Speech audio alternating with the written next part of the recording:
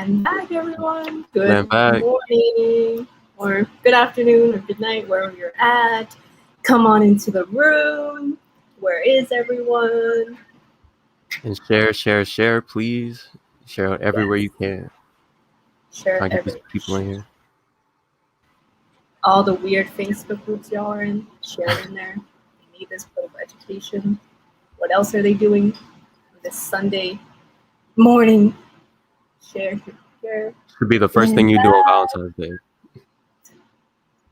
It is Valentine's Day. Welcome, everyone. Land back, Estianco. Good morning. Land back. Where is everyone? Come on in. Land back. And while you're coming in, while you're texting everyone, while you're sharing, also don't forget to start donating. Everyone, we're here to talk about our book of the month, Ho Chi Minh, Down with Colonialism. Come on in. Land back, Sanite. Land back. Oh, it's Valentine's Day. Who knew? We're going to talk about it. We're going to change this colonial holiday. It's an anti-colonial holiday. We're going to talk about revolutionary love for the people. Land back, Ninufar. Land back, Teray. Yes. Keep sharing. I'll just share it to at least 10 groups, 15 groups. If you don't got that many groups, join them. It's super easy to join. Come on in, everyone. What is everyone doing this morning? I have my drink. Get caffeinated. 10 groups. Can y'all match 10 groups? 10 groups. I need at least 20. Super easy. It's super easy. You literally just hit boop, one button. That's it. Share. Where is all of you? Wake up. Wake up your comrades. Call them. Feel like you're late to the Revolutionary BookTrap. Call them. Call your family. Text your mama. It's Valentine's Day. Get on Tinder. Drop this link. Put this in your Tinder bio. Yes. What else are they doing? For that. They need this political education. Okay. Everyone keep coming in. Yes. Share in your Tinder. Grindr. All of them. Land back, Commander. Land back, Ozzy. Land back. Back, Gabe. Okay. And as y'all keep sharing, let's do donations. We're going to talk about Hammer City. Hammer City is, we're building a city for all people of color. We're going to be having no rent, no cop, no coronavirus, no white people. It's going to be a city for all colonized people of all genders, age, mental, physical differences, all of us. And that it's going to be a place where we can build up our and start our vision of like a anti-colonial place where people have self-determination. It's going to be in Colorado, beautiful, beautiful Colorado. And we're going to be returning the land back to indigenous people of Turtle Island, of really embodying what like the land back means. So I would like to see some donations start coming in. $5. Post your donations in the chat. Yes, post your donations in the comments. I'm going to give you a shout out. You can donate at Cash App, Build Hammer City, Venmo Build Hammer City, or GoFundMe.com/Build Hammer City. It's super easy. Start donating, everyone. I don't see no comments yet. We did real good last week. Yes. So we can't raise any less than what we raised last week. Right. Shared to 40 groups. Yes. Thank you, Chief Alma. Where are those donations at? Right. $10 from Yabe. Thank you. Yes. Thank you. See, Yabe want to be free. Yes. $10 from Hameen. It's Valentine's Day. We're in a pandemic. That's 20. What's our goal? 5 and then we had 25. Only 100? All right. A quarter of the way there.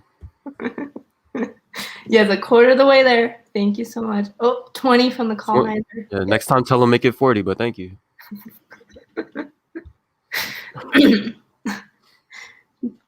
10 from Francisco. Francisco passionate. Thank you for that $10.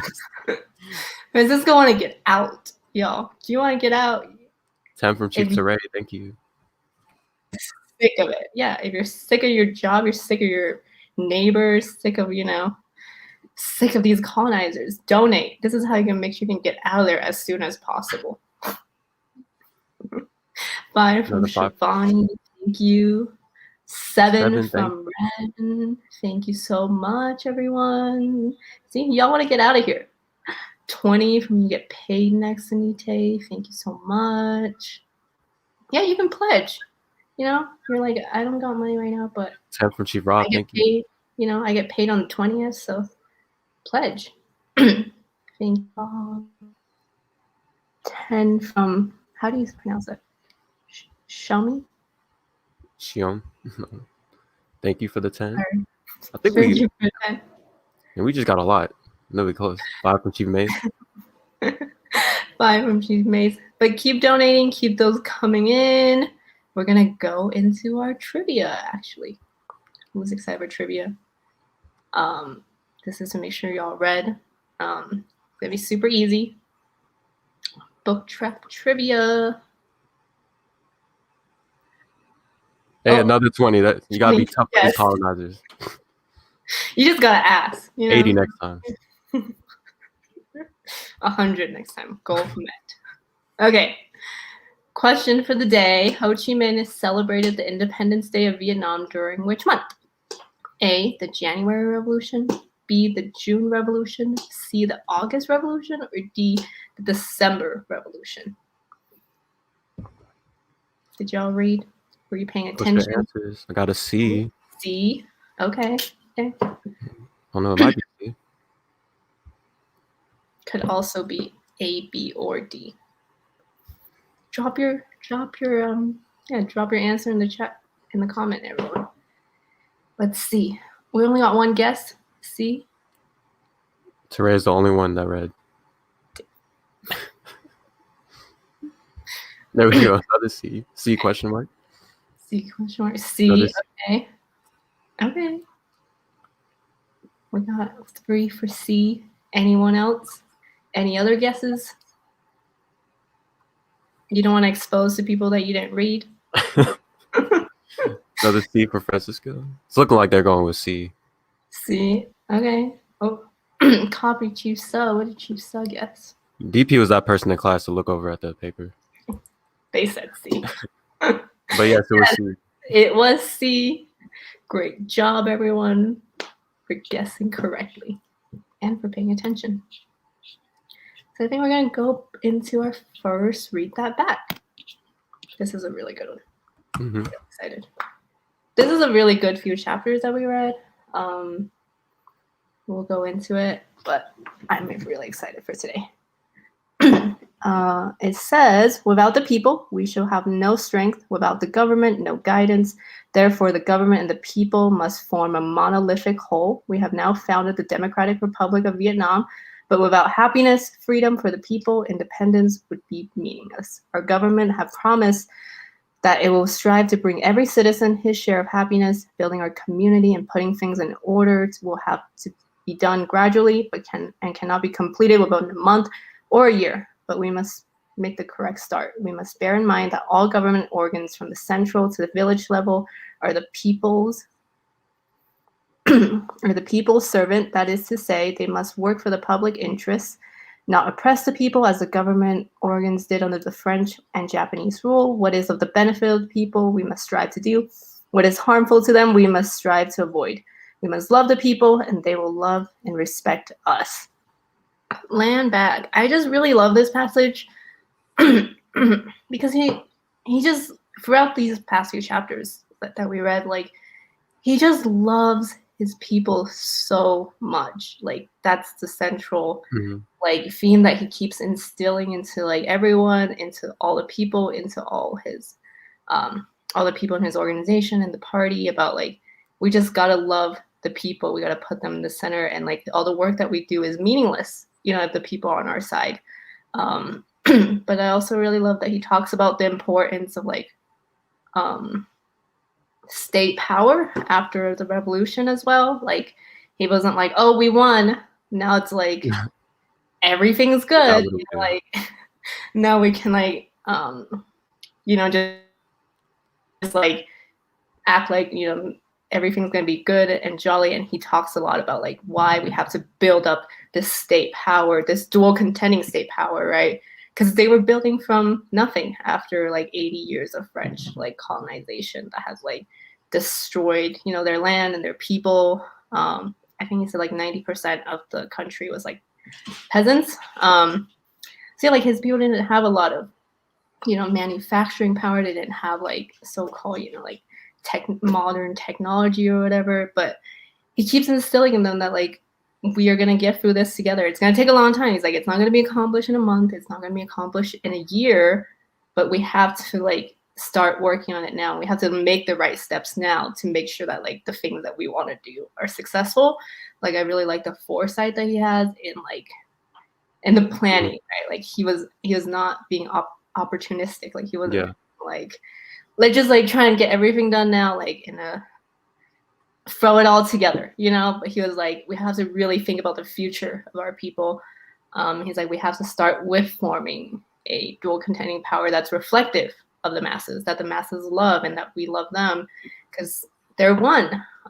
They are one. When and why that's different from how the colonizer rules us with no consideration of us. Like he really makes sure that the masses is at the center.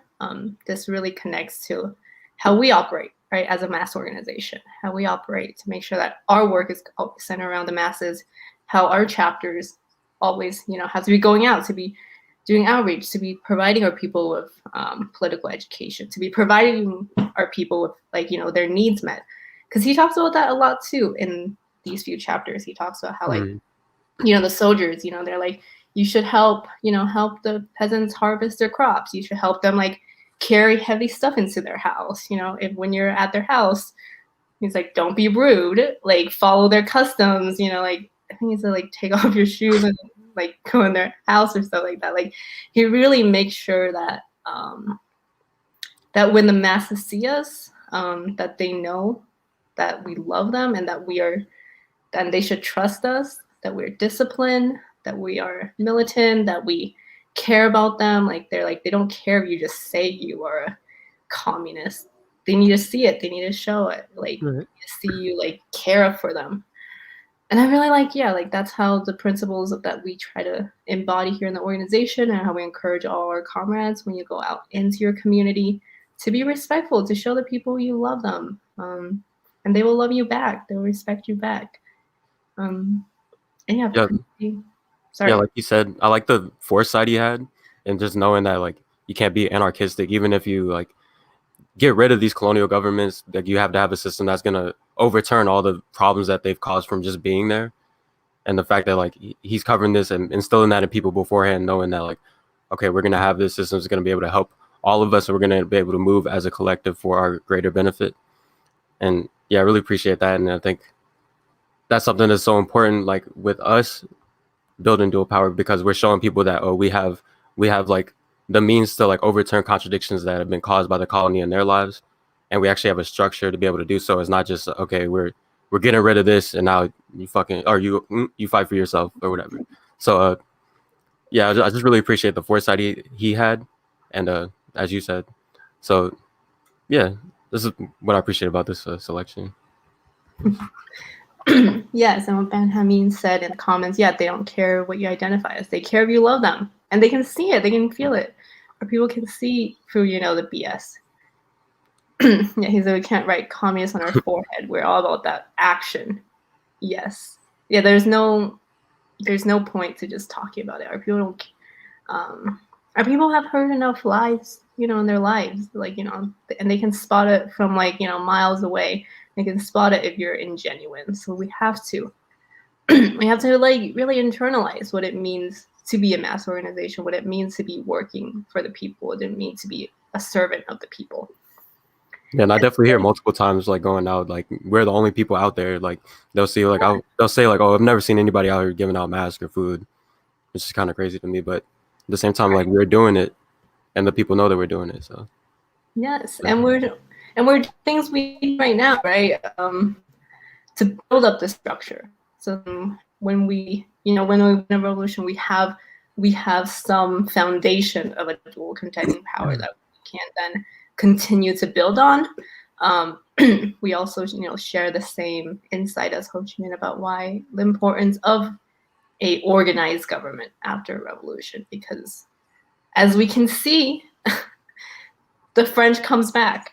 They come back. They weren't gonna just let the Vietnamese people be free or be liberated. Like they came back. They were like, we want it back. We're not gonna let the colonizers never gonna let it go peacefully, and that's why the importance of setting up a strong dual contending power apparatus after a revolution, because we have to defend it. We have to defend it. And this really connects to our, this passage also really connects to our principle of unity number 4 about why colonized people, we're the only true leadership, and only through our unity can colonialism and its symptomatic offsprings be smashed. As he's gonna say, as he says, the colonizers, one, they're not the leadership. yeah, they have no vested interest in decolonization because no, they don't. it'll mess their lives up. Like them not being able to take all of their resources would just make their lives terrible, I guess. So yeah, only people are gonna fight for you are people who have the actual vested interest in decolonizing. So I'm glad they realize that we're able to organize in that fashion. Yes, full unity. Do you want to read what Chief Sus said? Yeah, Chief Sus said, I unite with what Chief Anye said. I think when studying, sometimes we get caught up in the Revolutionary War itself and not having the foresight. Many leaders, including Kim Il-sung and Thomas Sankara, have said the reconstruction after the war is much harder than the war itself. And yeah, because like we were saying, you can get rid of these colonial governments, but that leaves all the damage and destruction that they've done. And if you're just there, like we said, with no thing to overturn all of those contradictions, you're going to lose complete trust in the people, and they're going to fall back into colonization. Then they're going to be subjected, the colonial government is going to know, okay, we can just put a leader in that just looks like them, and they'll be able to work things out. So to not fall victim to that neocolonialism, we gotta make sure we overturn all the contradictions afterwards. So I unite you. So yeah, land back, full unity as well, because they do try to prop up a neo-colonial puppet. The emperor, yeah, they definitely try to prop it up, and he did he definitely sold out his people many times. He he was on the French side and on the Japanese side as well. And yeah, the neo-colonial puppets will never free us, and that's why Ho Chi Minh declared independence, right, of the Democratic Republic of Vietnam, free from the neo-colonial puppet rule as well. I think we gotta move on to the audience. Read that back. This is now your chance to share your favorite passage from the book. There were so many. It was really hard for me to choose my 2 today. Yeah, I'll show y'all. My it's just highlighted. I was this is so good. I had 20 quotes I had to go through to find the ones I wanted to share. You could honestly pick any section of the book to just read back. Yeah. But yeah, every chapter there was really good stuff in there. And he's just a really I know it's translated into English as well. Is that when her passages get translated into English, it often loses a lot of meanings as well. Okay, read that back on page 63. It's a stimulating poem. It says, the above mentioned 12 recommendations are feasible to all he who loves his country will not forget them. When the people have a habit, all are like one man. With a good army, men, and good people, everything will be crowned a success. Only when the root is firm can a tree live long, and victory is built with the people as foundation. Land back. I really like that section too, because he lays out about how the revolutionary soldiers have to conduct themselves, right? among the masses. Like he gave them like 6 things they're not supposed to do and 6 things that they ought to do. What did you think about that? Definitely, like when the people are the true leaders of the revolution, it can't be toppled because the support is way too strong. Even that's like a building, like even just like a building, like if it's a strong support, it can't be toppled over. But if it's just like one person leading everything and just people following, they don't have actual like revolutionary confidence, or they're not principled enough or not cadre, it can be toppled pretty easily. But if all those people are solid and firm and stand their ground, they will win inevitably. So I definitely like this poem, and now it, just deepens that. Yes, I really like it. So I found the page. It's like, page 63. I really like the 6 things like they were forbidden to do. That includes like never break our words, because the people gotta trust us. They have seen enough liars in their life. And I really like how it says, do not to do or speak what is likely to make people believe that we hold them in contempt. And then about the things that they are permissible to do. I really like number 3 because he says, in spare time to tell amusing, simple, and short stories useful to the resistance, but not betraying secrets. He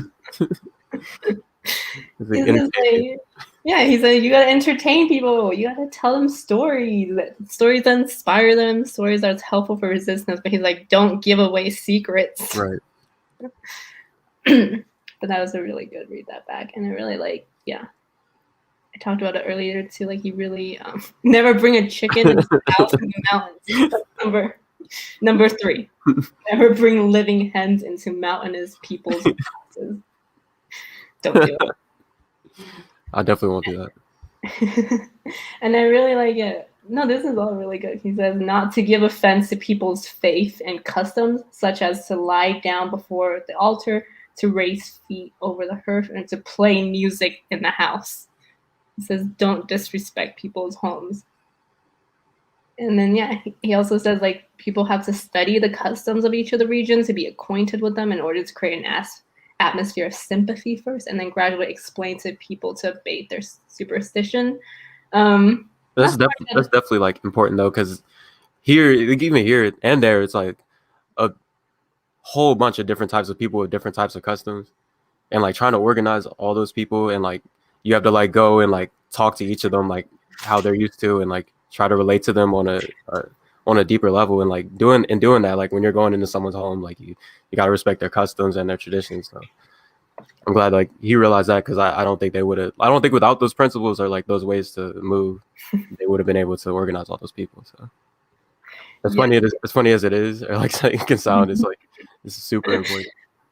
No, like definitely unite, because you definitely don't want to, like when we interact with the masses, like we don't want to disrespect them or their customs or anything like that. And also the importance of like knowing like who you're interacting with, like right. He said like you have to study, the customs and histories of a region before you go in.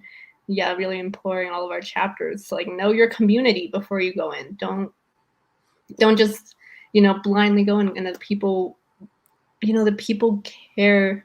The people feel cared for when you come in knowing, like what's happening in their neighborhood, like, and that's our job as revolutionaries, is to know the political and historical context of like communities that we're going into, and then be able to politicize it to them, like applying it to their own material conditions, not from like something that we think, like talking about something like vague or general, being able to really connect it to them.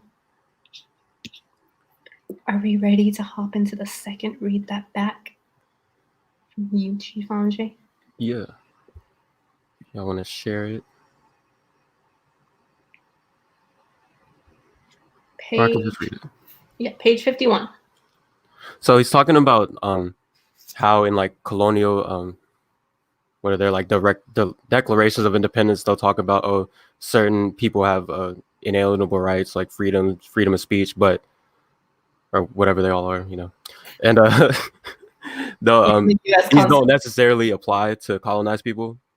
Not necessarily they don't apply to colonized people. So this is what he's talking about. He's like, these are undeniable truths. Nevertheless, for more than 80 years, the French imperialists, abusing the standard of liberty, equality, and fraternity have violated our fatherland and oppressed our fellow citizens. They have acted contrary to the ideals of humanity and justice. Politically, they have deprived our people of every democratic liberty. They have enforced inhuman laws. They have set up 3 different political regimes in the north, the center, and the south of Vietnam in order to wreck our country's oneness and prevent our people from being united. They have built more prisons than schools. They have mercilessly massacred our patriots. They have drowned our uprisings in seas of blood. They have fettered public opinion and practiced obscurantism. They have weakened our race with opium and alcohol. In the field of economics, they have sucked us dry, driven our people to destitution, and devastated our land. They have robbed us of our rice fields, our mines, our forests, and our natural resources. They have monopolized the issue of banknotes and the import and export trade. They have invented numerous unjustifiable taxes and reduced our people, especially our peasantry, to extreme poverty. They have made it impossible for our national bourgeoisie to prosper. They have mercilessly exploited our workers. And yeah, I just love this section because he details how like the extent of the colonialism and how mad it's like destroyed their country and their nation. And it is a call to action, not almost a call to action. And he explains how later in this chapter he explains like how the Viet Minh defended themselves against Japan, and how like they were left the French are supposed to be, quote unquote protecting them and like ruling over them. But like as soon as the Japanese came, they just fled and left them to defend for themselves. And the fact that they were able to like even fight off that invasion on their own just proves, he says like, oh, this proves to y'all that we don't need them to exist. Like we can do this without them. Like we just defended ourselves against this. We're still doing it. And then obviously this chapter leads into them declaring like their independence. But yeah, I just love how like this details like, okay, this is all the messed up stuff they have done, and like how we fought it off by ourselves, and how we're overcoming by ourselves. And yeah, that's just what I love about this section, just the proof that they can do it on their own. Yes. Yeah, full unity. Yeah, and he talks about like just how terrible the conditions have been, but that the utmost faith that that his people and their people could win. We could prosper despite all the suffering. And also too, he himself was also going through a lot. I think this was written like 1945. This was after he was in jail for like 3 years. Mm-hmm. And he never, never let any of that set him back. He never let like anything deter him from fighting for the liberation of his people. And not only that, it's like it's used for him as more of a reason. It's not a reason to like go into isolation or just shut off like right. I try not to curse. Just forget everything. And yeah, and just using that as inspiration and like telling his people that, okay, y'all can do the same. Like your life is messed up because of this. We have a means to overturn it now. So come, please help us fight for that. And yeah, and I can definitely like see that in times in my life. Like there's times like I could have just like quit entirely, just went an entirely different path and just said, F it. Like I'm not anything, like I'm gonna just do what I do. But yeah, I see a means now. Like I found Black Hammer and I see a means to overturn contradictions like with myself, my family, and like everybody that I love, and like I'm here now. And so yeah, it's just inspirational, man. No, yeah, full unity with what you said, Chief Anye. Yeah, like we always talk about how like colonized people find revolution through like pain, right? Through suffering. And like definitely I'm sure all of us before we joined this organization was having a really hard time. Like myself, I used to be like super sad and also not finding any purpose in life, right? Like any purpose in living under colonialism, because there was just pain and suffering all around us. And it's like, what is the point? Like what's the point of living on? And when I joined the organization too, like you said, like it gave me a purpose. It helped me find the purpose that like all this suffering, all this pain, that there's a way to overturn it, right? There's a way forward, and we have to. And that's different in like any other org. I was in orgs before, like white-led orgs. Unfortunately, I was in that. And I never saw an end when I was in No. And now, like, as soon as I joined Black Hammer, like, I see an end to it. And I see what there needs to be an end to. because like these other organizations, they're not fighting for anti-colonialism. They're fighting for like dividing up our resources amongst themselves. Yeah. And in that sense, I never saw into it, and so I don't feel good like fighting with y'all. Like, matter of fact, I feel like separated from y'all. But like here, like I feel I'm amongst y'all, and we are fighting for the same thing, and we see it into it, and we're building it into it. So yeah. No, definitely. Yeah, I myself have also been in other organizations, and it never feels like that. Anye and I were from the same one. But $500,000 newspaper. but yeah, like the feeling is just really different. Like, and that for anyone who's watching in the comment who is not a member, I implore you to join at blackhammer.org/join. Like, just this is an amazing organization. All of our comrades are amazing human beings, and the amount of purpose and joy and just like optimism that you find in here that you can't find anywhere else. You cannot find anywhere else, and the amount of growth that you'll see within yourself as you commit yourself to like fighting for the liberation of colonized people is unmatched. This is and like Ho Chi Minh says, like this stuff is hard. It's hard. It's hard to struggle. It's hard to like, it's hard to like go through all our contradictions as we're like still living under the system, like our family, our friends, our job, our rent, our bills, like that stuff still exists. It still exists. It's still really hard. And it's still coming, like, trying to crush us. But in here, it's still, like it's still hard because we're working with all these contradictions, but it's so easy as well. Like this is the hardest thing I've ever done, but it's also one of the easiest things I've ever done. Right, I feel the same. Like the happiest I've ever felt. Yeah, like it's hard, but it's so worth it. Like the Vietnamese, like they had nothing, as in the passage you just read, like they had nothing left. Like all of their resources, their people were murdered. Because I don't know, it's in this one or later on, he talks about how many people died right from the famine, because how the French like used their land, and the people were hungry, but like. And there were people who were starving for days, but they just kept fighting for each other. They just kept struggling because they have a greater purpose. Right. And like Chief Seth says, Black Hammer is such a transformative space. I don't recognize the person I was before I was in BH. Yeah. And almost all of us feel like that. Like, yes, all of us. Yeah, I don't even know. Go to blackhammer.org/join today. Yes. If you too would like to be transformed today into a better version of yourself, as a version of yourself as selfless as like Ho Chi Minh and his revolutionaries were, like, join us, fight for the fall of colonialism, fight for the liberation of your people. Ready to? I think we're gonna have to move on to our next segment. All right. Guess what? It's fundraising call again. So now. It's fundraising call again. So another amazing chance to share. Start sharing again. Share it again. What are they gonna do? Kick you out of the Facebook group? Join another one. Facebook. I don't know how many users Facebook has, but there's so many groups out there. So, right, there's millions and millions of groups. Millions. So join all of them. Join all. And post this in there. Yes. So we're building Hammer City, as we said before.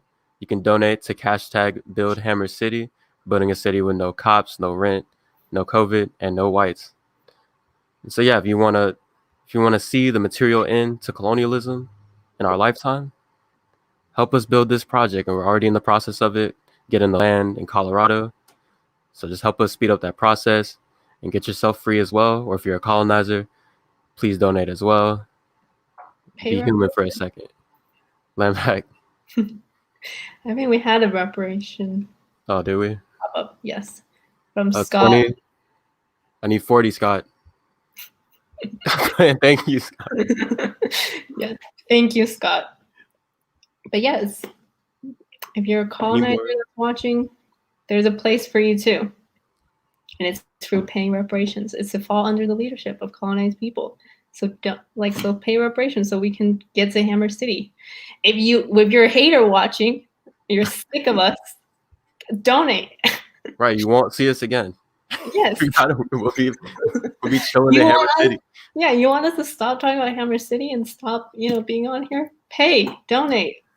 The more you donate, the quicker. Actually, that's not true because we're building more Hammer Cities everywhere else. They don't have to know that. But yeah, if you're a hater that's watching and you're just like, never want to waste my Sunday morning again spying on Black Hammer, well, guess what? Donate $20. And the quicker we are going to get to Hammer City, maybe you'll see less of us. Valentine's Day gift? Nah. Freedom? Yes. Yeah. What are y'all spending your money on? Besides, what better thing to spend your money on? Okay, you got a loved one, and you're like, what am I going to get them for Valentine's Day? Hammer City. Right. Get them their liberation. Like, what? Yeah. What's a better gift than your own liberation? What is a better gift than liberation? Be like, I think we only need $28 to get to 200. So, 23 now. Ooh, $5. Double our goal. Yes. I'm trying to beat last week though. I think we had like 204 or something. I think like 206. But yeah, it's super easy. We're almost there. But yeah, it's Valentine's Day.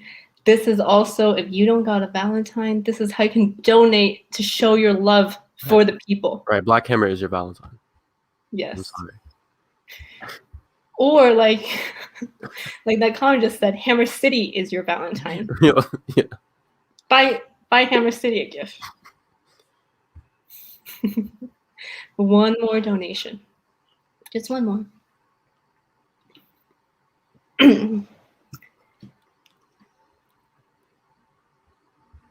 we can sit here all day.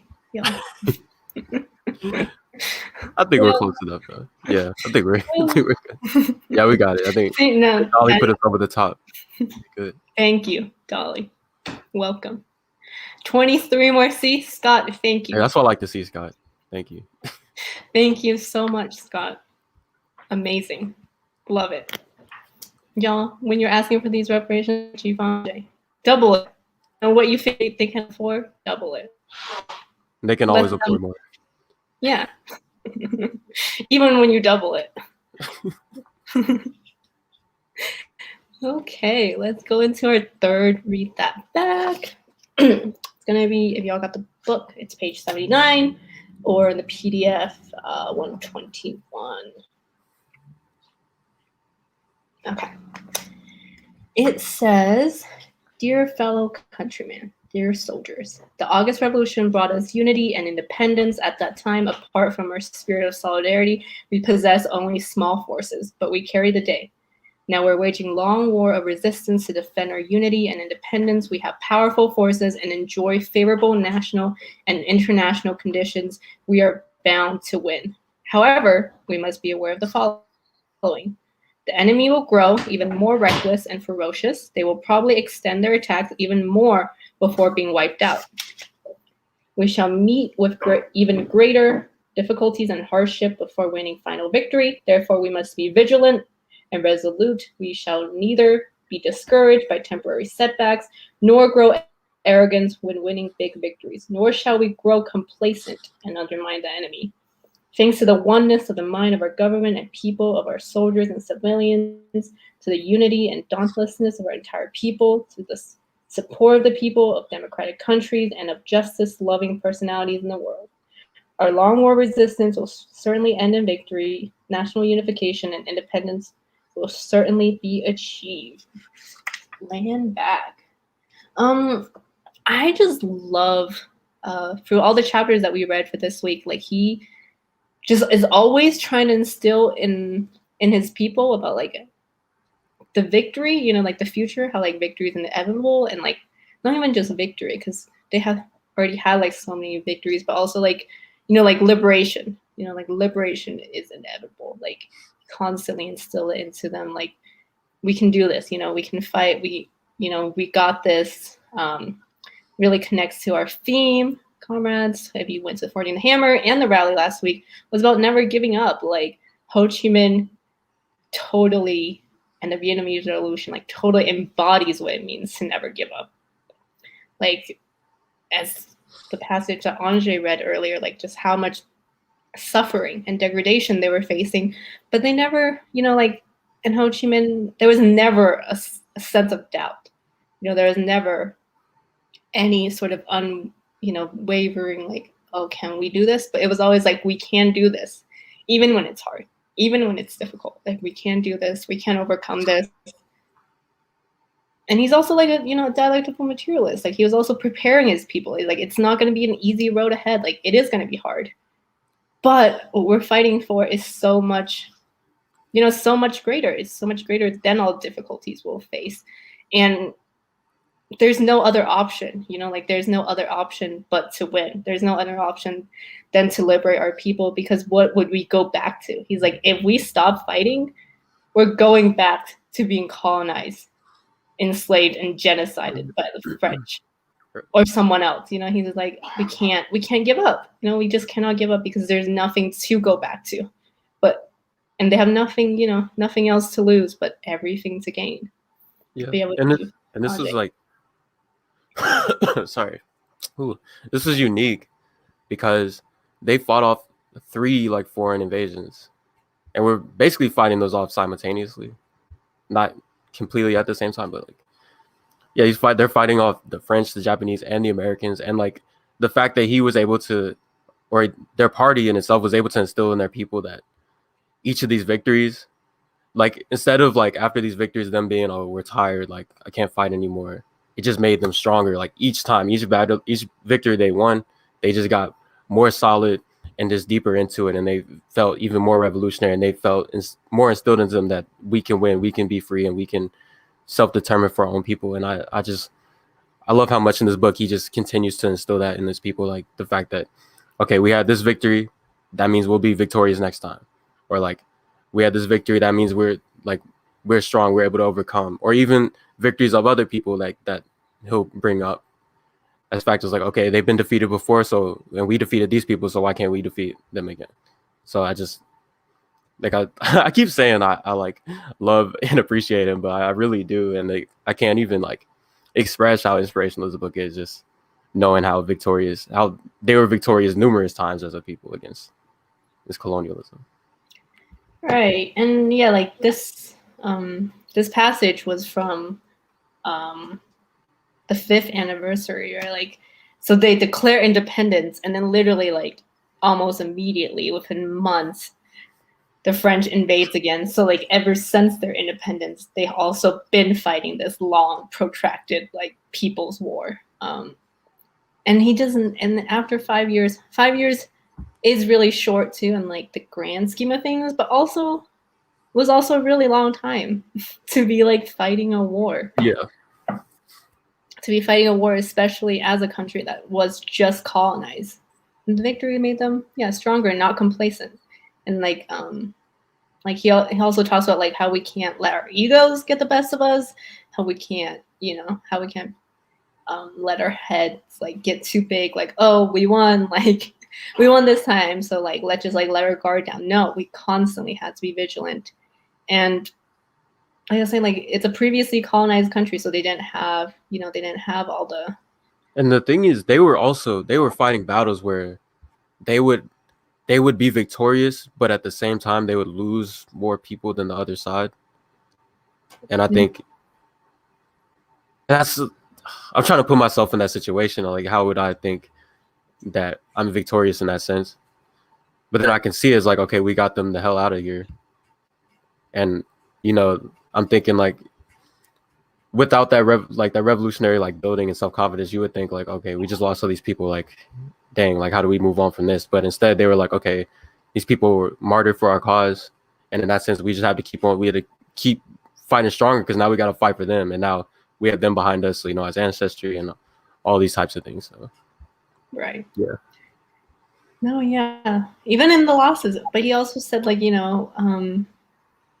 it's not just the soldiers, right? Like they had all the millions and millions of like the Vietnamese masses that was back them. They're like, you can kill some of our soldiers, but guess what? We have millions and millions more of them because Mhm. the people was unified. The people were united on this path of like national liberation. Like they can't kill that. They can't kill that dream, right? Like kill this vision that all of them are fighting for. And I think it's really interesting because one of the chapters, it's not one I read that back, so one of the chapters is this prisoner of war that gets captured by the French, and he was talking about how great he was treated, right? How amazing the Vietnamese were, and he was pleading to the other French soldiers to come onto the Vietnamese side because he was like, they are such amazing people, and what they're fighting for is just.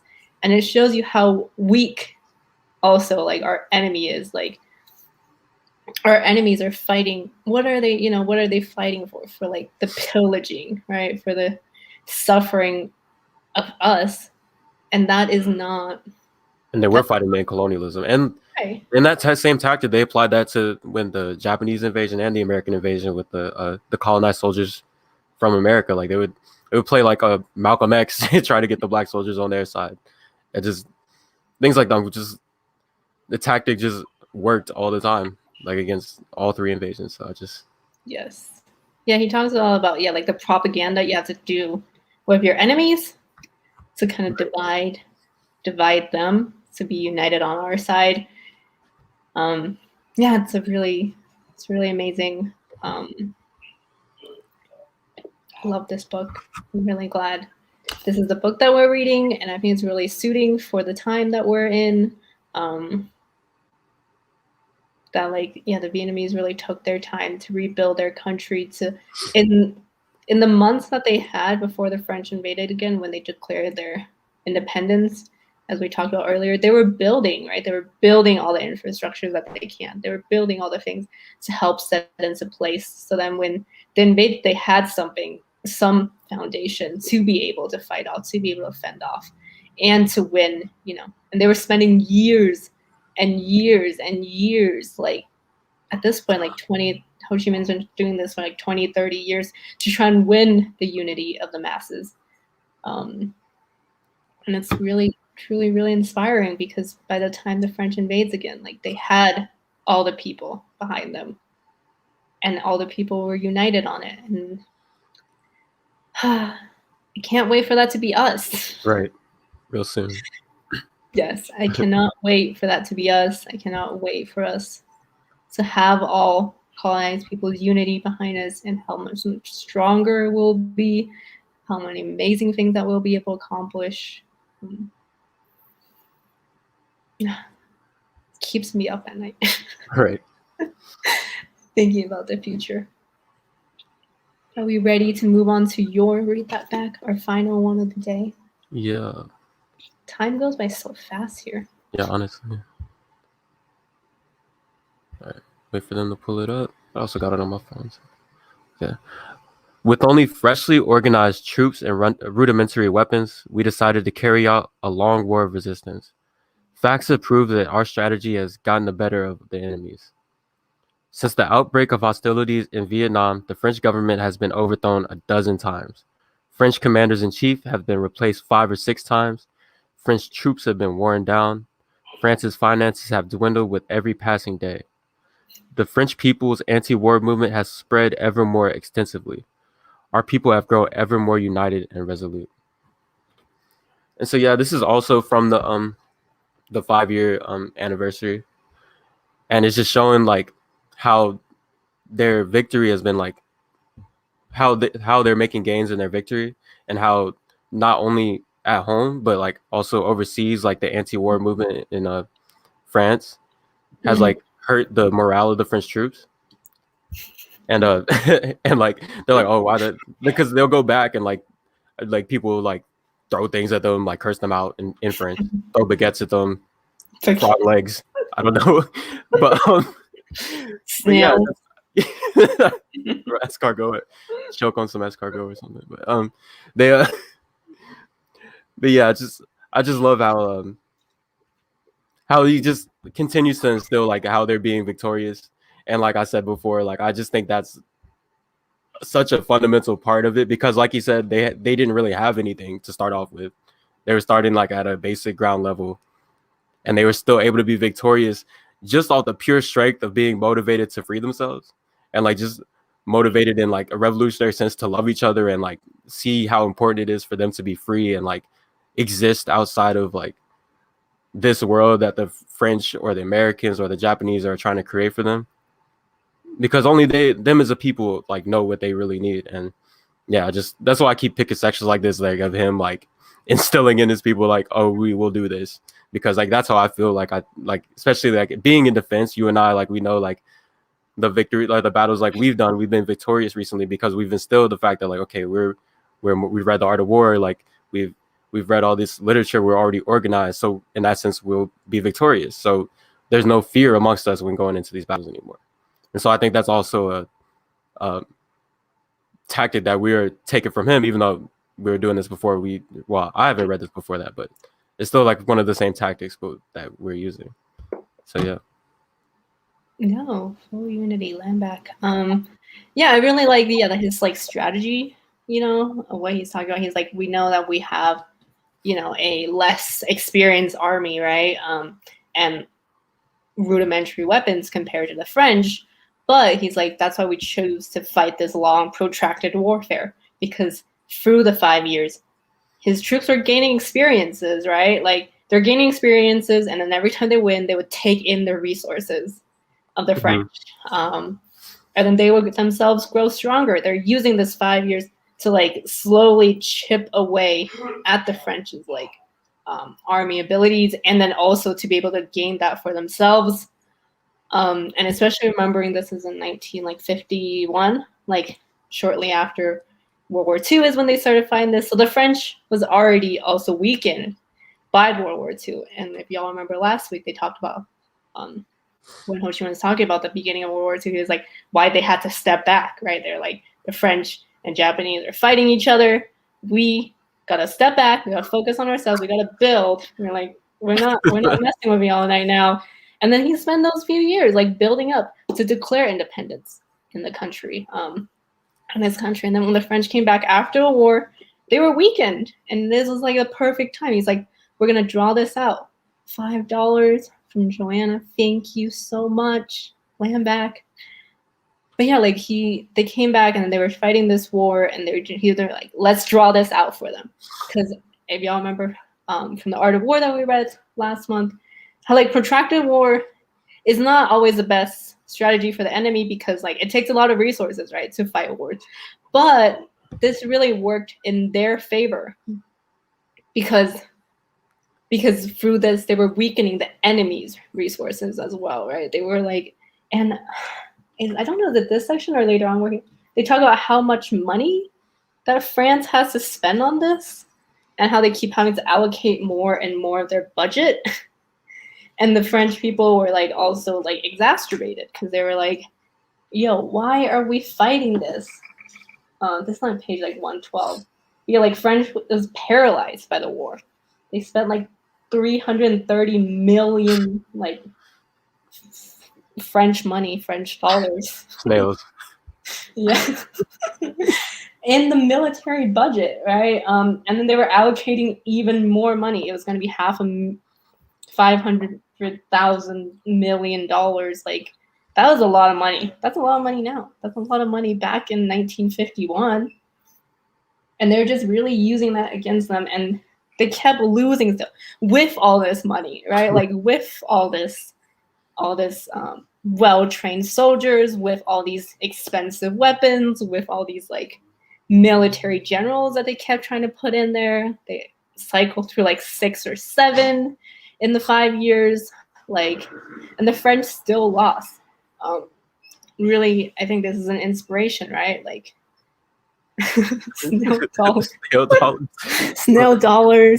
But yeah, despite they never saw their so-called weaknesses as weaknesses, right? They never let them deter them away. They were never like, oh, we're never gonna take on the French because like they have more people than us, they have more experience in war, they're more trained, whatever. They have better weapons. They have like $300 million bajillion dollars is spent on this, and we Yeah. have nothing. But they were like, like this is not. We're not going to let this deter us, and rightfully so, because they were able to win, like with so much less, despite the fact that the French put all these people, all these resources into it. They still lost, and it was for the unity of the Vietnamese people. It just the unity of the Vietnamese people was how they were able to win this revolution despite all these so-called, like, what are they called? Like, all this disadvantage that they had. Like, it didn't matter. All this like so-called deficit that they had, it didn't matter. Like, they never saw them as deficits. They were strategic to make sure that, like, whatever shortcoming that they had, they were able to turn it around. Yeah, and they always maintained like the tactical advantage. And they always had the advantage of knowing the land and the advantage of like having their ancestors have fought in the same place as them. Yes. So like I don't think it was ever like, I don't even think it ever came across their minds that they were going to lose. That's no, like that was never a thought. And he made sure that was never going to be a thought in like his people's mind. It was never like, can we do this? It was always like, we are going to do this. And I really like, this is a chapter 2 in these few chapters that we read about how he pleased his people about why we have to destroy the roads, right? He was like, we have to destroy the roads now. I know that y'all are attached to this road and your houses, but he's like, we have to do it now. It's to our strategic advantage, because if we destroy these roads, the French troops can't come in. Like they're like, their stuff won't be able to travel through like without the roads. And he was pleading to his people, but he's like, don't worry. When we win, I'm going to build you much more beautiful roads, better houses, better bridges. And then they do take on that task later on. And he did it. He was like, and he talked about how hard it was to rebuild his country as well, because they had to do it at night. Y'all, they had to do it at nighttime, so the French troops won't see them while they're working to rebuild the roads. They were building roads at night, and they're like with water up to their knees. But the people were so happy as well through all of these struggles. The people were satisfied. The people were happily sacrificed, themselves, their houses, their food. Like, people would send food to the front lines to the troops. Troops would starve themselves for days, but were happily, willingly to do it because the justness of what they were fighting for, just how strong they were to be like, we have to win this. It doesn't matter what we have to sacrifice, because the things we're going to have later is going to be so much better. Like so much better than what we had. Because he was like, you guys are attached to this road that we have. But guess what? When we win, the things we're going to have is going to be so much better. We just have to destroy it now, so it's to our strategic advantage, so that for the future that we're able to like have so much more beautiful things. And look at Vietnam now. Yes, look at Vietnam now. Look at Vietnam now during COVID. Yeah. How many cases they got? Like 100? A beautiful New Year's. Also, Happy New Year's, everyone. Yes. Oh my gosh. This is also perfect, because I think the last chapter we read was about like Lunar New Year's as well. Happy Lunar New Year's 2 days ago, everyone. And yeah, during the wars too, he was still talking about how they were celebrating, how the people would send gifts to the troops. No, it's just these few chapters were just filled with so much enthusiasm and revolutionary self-confidence, and just like this belief in liberation, this belief in the people. And this is, I think, the perfect segment to talk about. The perfect day to also talk about, this revolutionary love, and how the love we have for our people is just so much greater than any love, we can give ourselves or people that we loved. And I just remember this story I wanted to talk about. Because before the show, we were just talking about, like this colonial holiday about Valentine's Day, about like this revolutionary love that Ho Chi Minh had for his people. And we're talking about this, that his personal life, during his years in China before declaring the independence in Vietnam, he actually had a wife. He actually met this woman. They got married, and then they got separated when he went back to Vietnam to fight for his people. And they would write letters to each other. But it got intercepted by the people in his party. he tried to go to like the Chinese consulate to like try and see to get in contact with her, and she tried to go to the Vietnamese like embassy in China to try and get in touch with them, but it was intercepted by his party because they thought that him devolving, like investing in his personal subjective relationship with his wife would deter him from the revolution. And they were like, the people need him right now to focus on them. And for a long time she thought that he didn't love her, like he didn't want to be with her anymore. And while he was still trying to reach out to her, he thought she was dead. And I believe he thought that until he died. But she also, and then one day she was reading the newspaper in 1950 on the front page of how he is now the president of the Democratic Republic of Vietnam. I know this is a really kind of sad story for Valentine's Day, about Valentine's Day and like subjective, like romantic love and like how we share with other colonized people. But it does feel like, really, yeah, it just shows like a lot of sacrifice on his part, though. The fact that he knew, like, I guess nothing is more important than like freeing my people. And like that is also something, that was instilled into the party. And so while it might not necessarily have been like something that he would have done to be like, oh, I can't have this subjective relationship with you because it's going to stop me from liberating my people. But it is something that like his party realized that might have happened. And I'm sure they knew him enough to know like, okay, this might draw him away to a certain extent and then affect us. It like affects the liberation of like our people. The comments, sorry. But he could have but he could have remarried, I so-called, like he could have found another, like love or wife or whatever, like, but he didn't. And I think, and his people also loved him so much too during that time for the fact that he never married and had a family, because they were like, look how much he's sacrificing. And especially in that time of like traditionally, like family was just such a core principle of like of the culture, and like people held their families so highly, and they were like, they admired his sacrifice to not to have a family, to not to have a wife. And I think, as you can see too in these few chapters, just how much he loved his people. He never talked about himself. Like of what he was going through. Like all his writings, all his letters, all his speeches was about the people, was about the party, was about the fight that they were going through. He never talked about him. He always put the people at the front and center, and he never, it was never about him. It was always about his people. Yeah, that's why he was called Uncle. One of my favorite quotes is it's by rapper Isaiah Rashad, but he's like, I left a home in myself and I chose the world in the end. And it's just like you got to put on your people before you. I mean, like in the song he's talking about his family and like but in a broader sense, to me it just means nothing subjective in my life is going to be more important than the work I'm doing, and I can't let anything distract me from that. So I definitely like the example he set in this sense. Yes. Long live Uncle Ho. Yes, unity, land back. And I think we're gonna have to close it out. We ran a few minutes past again, but we have some announcements, and then we'll get off here, and then we'll see y'all next week. Andre, do you want to do this one? Yeah. So this is our Black Hammer Reparations course. It's a weekly 2-hour class on Sundays from 6 p.m. to 8 p.m. Eastern.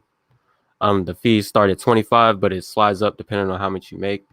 So this is our nice little logo that we have. And yeah, so if you want to be on the right side of history and you're a colonizer, join our reparations corps, pay us that bread, and learn about how to be human in this world that is supposed to be for us. Land back. How to be like the French soldier that, went onto the side of the Vietnamese and fight for their liberation. How to fall under their leadership. That can be you.